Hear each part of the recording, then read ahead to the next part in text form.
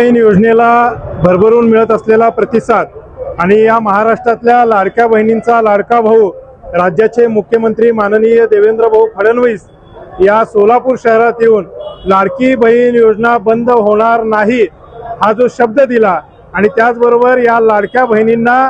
लखपती दीदी बनवा असं जे आवाहन केलं त्याचा परिणाम त्याचबरोबर या देशाचे प्रधान सेवक नरेंद्र दामोदरदास मोदी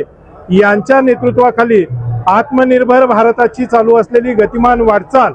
या सोलापूर शहरातल्या प्रत्येक सण उत्सवामध्ये प्रत्येक संकट काळामध्ये नागरिकांमध्ये मिसळून वागणारे आणि या सोलापूर शहराला भरभरून निधी देण्यासाठी तयार असणारे खमके पालकमंत्री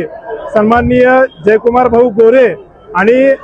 केवळ वर्षभराच्या कार्यकाळात जवळजवळ 150 कोटीचा विकास निधी या सोलापूर शहरासाठी खेचून आणणारे माननीय देवेंद्रदादा कोठे